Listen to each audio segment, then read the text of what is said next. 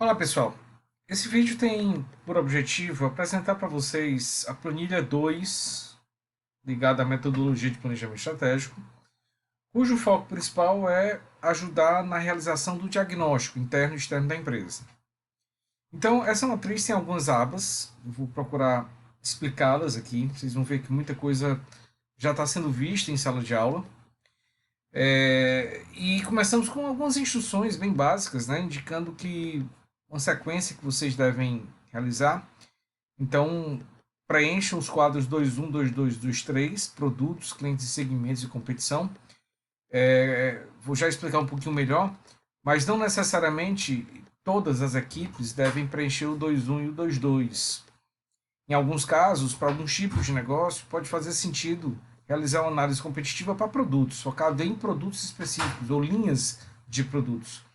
Em outros casos, pode fazer sentido para clientes, segmentos de clientes, quando você tem claramente estabelecido quais são os diferentes segmentos que a sua empresa atende. Tá? Então, não necessariamente as duas têm que ser preenchidas. Pode ser uma ou pode ser outra. Tá? Em alguns casos, até as duas, mas não necessariamente. Em seguida, devem ser preenchidos os quadros Q5 e o Q6. Q5, aspectos internos, Q6, aspectos externos, oportunidades e ameaças. E em seguida fazer a consolidação através de um sistema de priorização que nós vimos em sala de aula e que está incorporado a essas planilhas. Então vamos lá. A primeira aba, logo após as instruções, é a matriz. Mas essa matriz, vocês não precisam fazer nada. É só para entender a lógica e usar essa metodologia para preencher o 2.1 e o 2.2, tá? Então, lembrem que na sala de aula nós vimos a matriz BCG e a matriz multifatorial. Aqui é mais ou menos uma mescla das duas. Tá? É uma matriz um pouco mais detalhada do que a matriz multifatorial. Vocês veem que existe aqui no eixo vertical, o potencial de crescimento, nós temos 4 divisões e não 3. Nós continuamos com 3 divisões no eixo horizontal.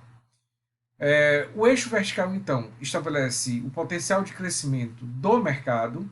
Se o mercado tende a crescer vertiginosamente, aí pode ser o mercado, pode ser o produto, pode ser um segmento de clientes. Depende da análise que você estiver fazendo. Okay? Por isso que ela se aplica às duas abas, a 2.1 e a 2.2.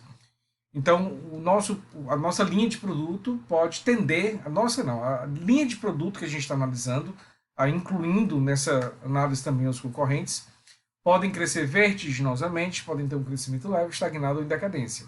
Em função dessa classificação, nós vamos ter uma nota dada aqui, que pode ser 1, 2, 3 ou 4. A mesma coisa, lógico, se aplica a segmentos de clientes.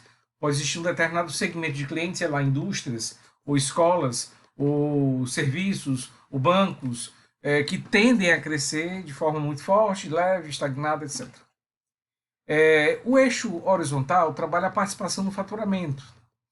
E aí foi utilizado aproximadamente um Pareto. Né? Então, nós vamos ter aqui os produtos mais importantes, aqueles clientes mais importantes da nossa empresa, aqui focando na nossa empresa, que são aqueles que respondem são aqueles que têm os maiores faturamentos, né, os top 20%, ou seja, quais são os 20% de produtos, quais são os 20% de clientes que respondem por mais faturamento da nossa empresa. Na região B, com a ponderação 2, nós teríamos aqueles que, os 60% de produtos ou clientes que têm uma condição competitiva intermediária, né, em termos de faturamento, e os últimos 20%, que é o C, são aqueles 20% dos produtos que representam, produtos ou clientes que representam um nível menor de faturamento. Em função, então, desses cruzamentos, nós temos 12 possibilidades, algumas são iguais, né? Começando pela mesma lógica que a gente viu em sala de aula, nós temos os dois extremos. Investimento promissor e considerar o descarte. Esse investimento promissor, a descrição está aqui. É uma zona promissora, procurar aumentar a rentabilidade e ser mais agressivo no mercado para garantir bons resultados futuros. Ou seja, um produto ou um segmento de clientes localizados aqui é aquele que vale a pena você investir mais. Ao contrário, aquele que é localizado nesse último quadrante, ou seja, ele responde por um faturamento muito pequeno, e além disso faz parte de um mercado em decadência, esqueça, descarte. Temos mais duas situações extremas aqui, que seriam esses dois quadrantes, investimento a considerar, onde nós temos um crescimento vertiginoso, mas o nosso produto, o nosso cliente ainda responde por um faturamento intermediário, mas a gente pode tentar investir para trazê-lo para cá, ou uma situação em que esse produto ou esse cliente responde por um faturamento muito alto da nossa empresa, mas é um mercado que cresce pouco. Também é algo que deve-se investir, pelo menos para manter a sua posição competitiva. No outro extremo, nós temos aqueles produtos ou clientes que têm um faturamento pequeno e o mercado está estagnado, não está em decadência, mas está estagnado. Aqui a gente tem que tomar uma decisão. Vamos manter ou vamos descartar? Se a gente vai manter, pode ser por um certo tempo, para tentar ainda extrair alguma rentabilidade, né, algum ganho que ele possa vir a gerar, ou ainda quando a gente vê a possibilidade de uma elevação. Se no longo prazo se observa a possibilidade de um crescimento vertiginoso, pode ser interessante manter até investir para tentar fazer com que o seu faturamento aumente. E aqui em toda essa região intermediária nós temos o dilema de investimento, que é uma situação que tem muito cuidado. O que ele diz aqui? Zona do dilema, avaliar a rentabilidade de quais investimentos são necessários para aumentar a participação no faturamento, ou reposicionar para aumentar o potencial de crescimento. Então, podemos investir, podemos não investir. É lógico que quanto mais acima nós tivermos, né?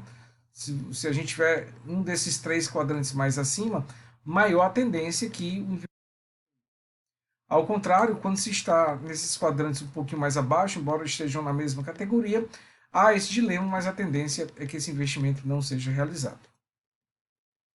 Aqui na matriz de produtos, então, o que vocês vão ter que fazer? Vocês vão ter que identificar linhas de produtos que a empresa de vocês fornece. Aqui nós teríamos um espaço para colocar os últimos faturamentos nos últimos 3 anos. É com base nisso que a gente vai poder avaliar se o crescimento de mercado, se o crescimento é vertiginoso, se é estagnado, se é um crescimento leve e assim por diante. E nessa última coluna, do ano mais recente, no caso 2020, nós vamos calcular o percentual sobre o faturamento.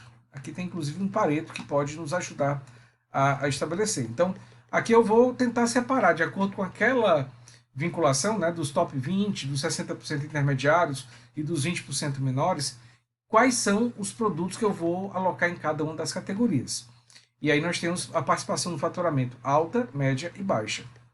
Então, em função do potencial de crescimento do mercado, onde nós temos pesos associados a cada um aqui nessas tabelas, e em função da participação do faturamento, em que nós temos também pesos associados a essa tabela, nós vamos ter uma pontuação para cada linha de produto. E aquelas que tiverem uma pontuação maior são os que devem ser mantidos, que devem ser priorizados, que devem ter um investimento alocado, tá? Em termos de definição de estratégia, é algo importante. Aqui tem alguns gráficos que podem ajudar, né, nessa análise. Aqui um gráfico de pizza que mostra a participação por linha de produto. Aqui a evolução histórica, para ver aqueles que mais crescem.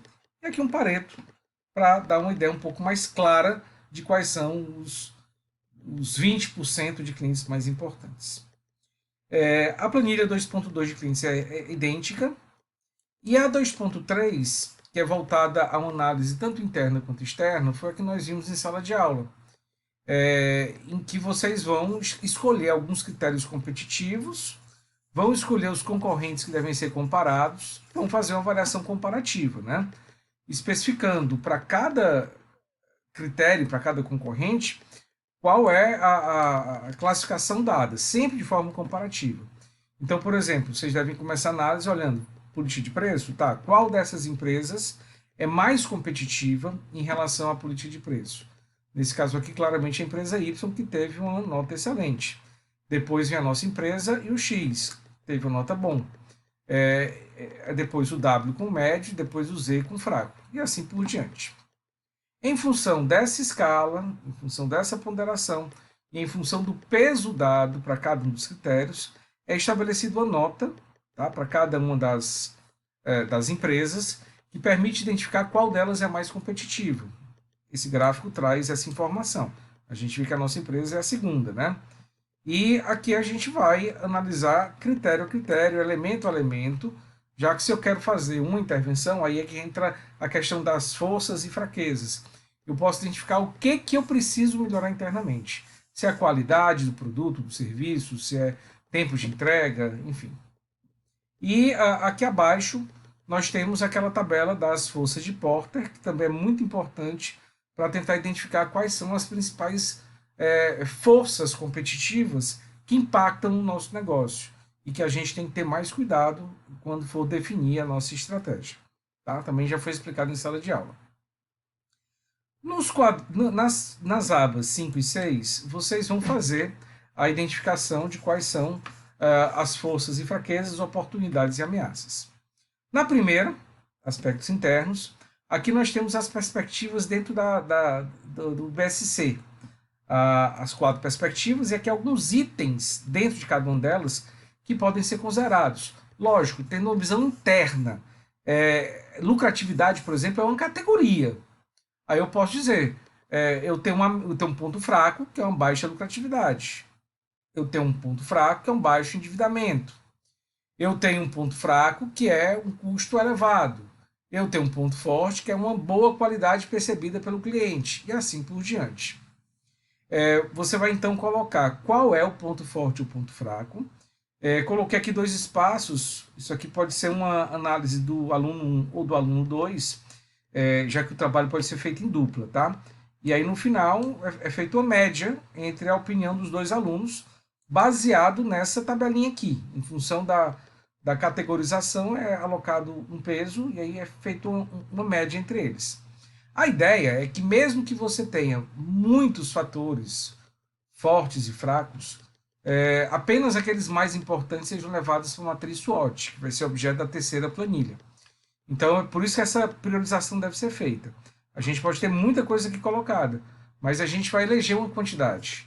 Talvez a gente leve 5 de cada, tá? 5 forças e 5 fraquezas. E é exatamente essa última coluna que vai definir quem vai ser levado. A última, o externo, é a mesma coisa. Também nós temos as perspectivas do BSC. Aqui você vai colocar qual é o fator que você está analisando. Então, por exemplo, alta do dólar. A alta do dólar pode ser uma ameaça ou uma oportunidade, depende do negócio da empresa. E aqui você vai especificar. Você enxerga isso como uma ameaça ou como uma oportunidade? Pode até ser os dois, aí você vai colocar em 2 linhas diferentes. Alta do dólar, ameaça, alta do dólar, oportunidade. Tá? Isso às vezes acontece. Aqui nesse caso, a equipe vai caracterizar cada fator em 2 aspectos. A urgência, né?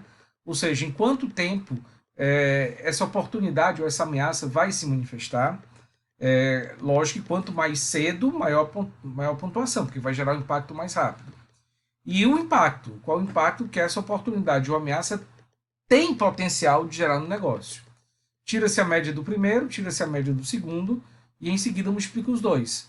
Da mesma forma, pode-se ter várias oportunidades e ameaças listadas. Só vão para o SWOT aqueles mais relevantes, tá? Então a gente pode usar o mesmo critério, vamos levar talvez 5, 6 no máximo, tá? Podemos até fechar em 5 elementos de cada um deles. Uma observação, tá, pessoal? Como eu falei nas aulas, essas dimensões, esses elementos são apenas uma sugestão, é um checklist para ajudar na discussão, para ajudar na discussão dentro do brainstorming. Vocês não necessariamente precisam usar isso. Quem quiser apagar tudo isso aqui e simplesmente colocar, de acordo com a discussão dentro da equipe, quais são oportunidades e ameaças que vocês visualizam, perfeito, não tem problema nenhum. Quem quiser apagar alguns desses elementos e colocar outros, quem quiser repetir para colocar, sei lá, oportunidades e ameaças, como eu falei, não tem problema nenhum. Isso aqui é só uma referência. O que vai importar de fato é o que está colocado aqui na descrição e no tipo. Tá? É isso que vai ser a base da nossa análise lá na terceira planilha, em que a gente vai trabalhar o cruzamento por meio do SWOT. Tá? Essa mesma observação é válida para forças e fraquezas. Se não quiserem usar essa classificação, essas categorias, fiquem à vontade e pode eliminar.